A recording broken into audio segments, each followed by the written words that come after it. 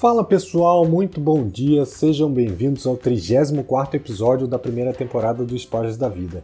E hoje novamente nós vamos falar sobre emoção, e eu vou falar um pouco mais sobre como nós podemos ser paralisados diante do reflexo de uma memória e as suas influências nos nossos pensamentos, tá bom? Então durante toda a nossa vida nós passamos por eventos, alguns positivos e outros nem tanto, e quando eu falo de eventos não são coisas do dia a dia, são realmente momentos incidentais, momentos em que a gente passa por grandes emoções. Quanto maior for a emoção que sentimos por conta desse evento externo na nossa vida, maior é o impacto que sentimos internamente também. Os impulsos do nosso cérebro e a química estão intimamente relacionados com as reações fisiológicas do nosso corpo. Nesses eventos, nós focamos na causa, do ponto de maior influência, e isso daí faz com que a gente gere uma fotografia ou um vídeo daquele momento, né? E essa fotografia ou vídeo, eles podem ser acessados a qualquer momento durante a nossa vida. O nome que a gente dá a esse registro, né, é a nossa memória. Então, quanto mais impactante é essa emoção, quanto mais alegria, quanto mais felicidade, quanto mais medo, mais ansiedade, mais raiva, mais estresse, ou seja, quanto mais você tiver qualquer emoção desse tipo, qualquer emoção que esse evento te cause, mais ele vai ficar registrado na sua memória. Você quer ver alguns exemplos? Pense em um momento muito feliz da sua vida, como o nascimento de um filho, o seu casamento, aquela vitória num campeonato que você venceu. Provavelmente, para cada um desses, você se lembra muito bem do momento, porque a emoção de alegria associada criou uma memória forte, uma memória detalhada, uma memória de longo prazo, como um filme na sua mente que você revisita sempre que você quer. Mas ao mesmo tempo que os bons sentimentos gravam na nossa memória, as boas emoções gravam na nossa memória, outras emoções também geram esse tipo de gravação. Por exemplo, a perda de alguém que você amava, um momento da sua vida que você passou por uma grande dificuldade ou um grande estresse, como uma perda de um emprego, uma doença grave, ou até mesmo uma separação. Tudo isso pode ter gerado um forte sentimento de medo, de insegurança, de raiva, tudo isso formando memórias que também são muito fortes. Então, tanto para o sentimento positivo quanto para o sentimento negativo, essas emoções elas acabam registrando memórias que você pode voltar a qualquer momento. E às vezes o evento pode nem estar relacionado com a gente, é algo que pode estar relacionado aos seus valores, às suas crenças e até mesmo o sentimento de união da raça humana. A gente está nesse exato momento passando por isso, uma pandemia, em que com certeza isso vai ser lembrado por muitas gerações ainda à frente, gerações que estão passando por esse momento devido ao seu impacto emocional, tanto nas nossas vidas quanto nas vidas dos nossos descendentes. Mas isso aconteceu também em outros momentos no passado. Quer ver um exemplo? Você provavelmente não se lembra o que você estava fazendo nesse mesmo período do ano passado, lembra? Ou provavelmente se você lembra é porque teve algum evento marcante, um casamento, uma festa, férias, alguma coisa, mas vamos dizer que a sua resposta foi não. Agora pensa o seguinte, você se lembra o que você estava fazendo no dia 11 de setembro de 2001, quando houve o ataque às Torres Gêmeas nos Estados Unidos? Provavelmente você deve lembrar, porque esse dia foi um dia que gerou muito impacto na vida de muitas pessoas, e não necessariamente porque a gente participou do evento, a gente estava lá, mas é aquela questão do sentimento associado ao coletivo, à sociedade, ao querer bem para o próximo. E sempre que a gente tem um evento, mesmo que não seja diretamente ligado a gente, mas que gera um impacto desse tipo, esse evento fica memorizado. Então provavelmente você vai lembrar de onde você estava, o que você estava comendo, com quem você estava, você vai ter riqueza de detalhes num evento que aconteceu há 19 anos atrás. E tudo isso porque esse evento está com uma emoção muito forte atrelada a ele. E cada uma dessas emoções gera uma série de reações fisiológicas no nosso corpo, como descarga de adrenalina, cortisol, dopamina, ocitocina e outros hormônios que dão a sensação de prazer, de dor corporal, de atenção e até mesmo que reforçam os sentimentos de medo e fuga. E é exatamente por isso que a gente tem que ter muita atenção. Cada vez que nós voltamos nessa memória, o nosso corpo replica todas as reações químicas do nosso cérebro e fisiológicas que ocorreram no momento daquele evento original. O nosso cérebro, apesar de ser uma super máquina biocomputacional, ele não consegue distinguir o que é realidade do que é memória, do que é pensamento. Então, para ele, em termos de reações, se trata do mesmo cenário, do mesmo evento. Agora, lembra que alguns episódios atrás eu falei sobre a nossa estrutura cerebral, a teoria do cérebro trino, composto do cérebro reptiliano, sistema límbico e do neocórtex? Bem, se você não ouviu, não tem problema não, tá? O único ponto que eu quero trazer aqui é que a nossa estrutura mais básica é o nosso cérebro reptiliano, a mais antiga de todas, que evoluiu menos nesses milhões de anos aí. Ela tem como principal objetivo o instinto de sobrevivência. E sabe qual é o maior sentimento associado ao instinto de sobrevivência? O medo. Ou seja, em um conjunto de memórias que você tenha no seu cérebro, a chance de você reviver uma memória de dor, de medo, é bem maior do que a probabilidade de você pegar uma memória de alegria. E nesse momento, adivinha o que o seu cérebro vai fazer? Ele vai pegar aquela memória e fazer com que você reviva ela detalhadamente para saber como evitar que isso aconteça novamente. E ele vai tentar prever vários cenários para te proteger. Geralmente, você cria os piores cenários, aqueles que te trazem mais riscos, e você começa a cogitar os ICs, que para a nossa vida são tão perigosos e fazem com que a gente deixe de agir e até mesmo entre um cenário de ansiedade em muitos momentos da nossa vida. E se isso acontecer, e se aquilo acontecer, e se eu falhar, e se ela se separar de mim, e se eu perder o emprego, e se ele morrer, e se eu ficar doente?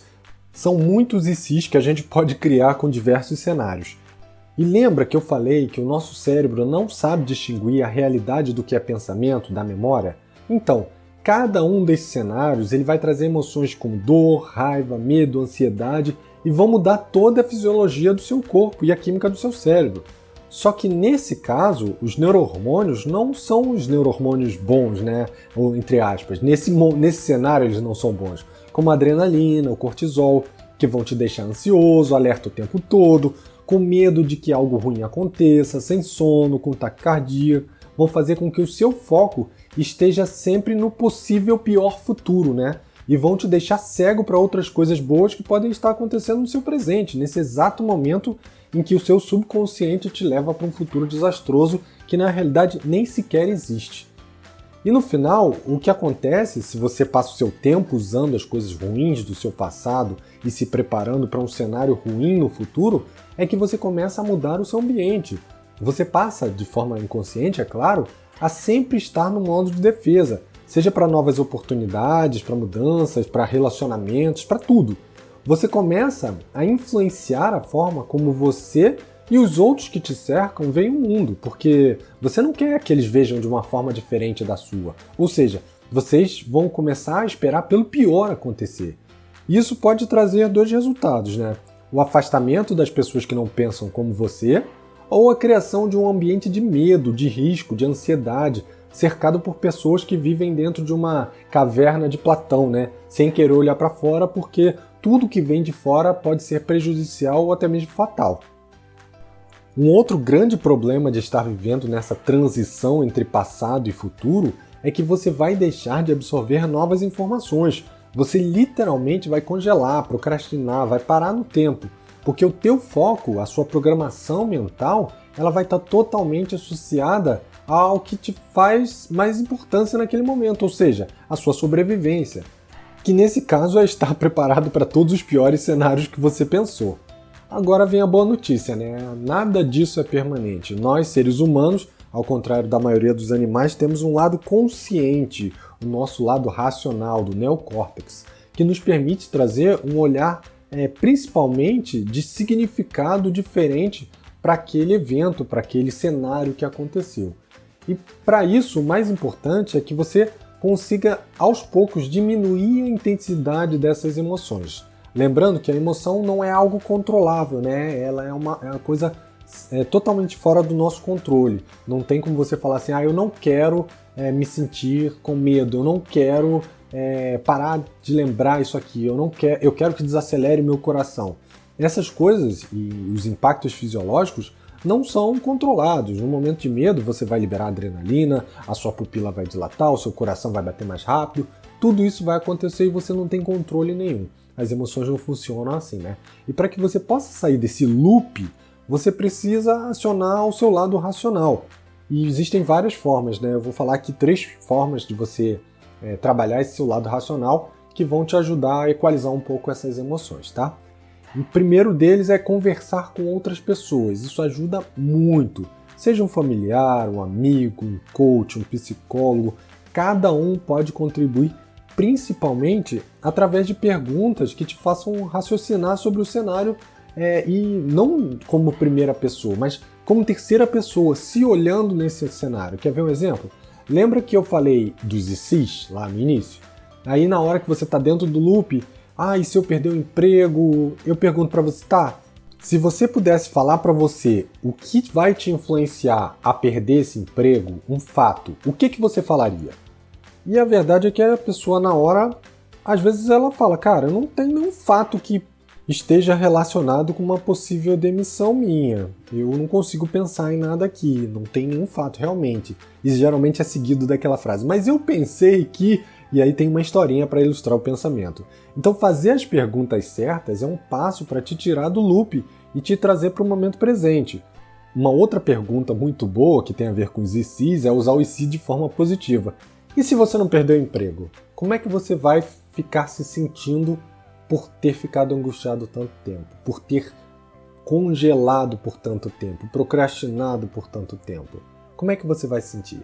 E realmente a pessoa se bota num estado presente, se bota consciente e fala, realmente não vale a pena, não tem nenhum fato, eu não preciso ficar assim, pelo menos não nesse momento.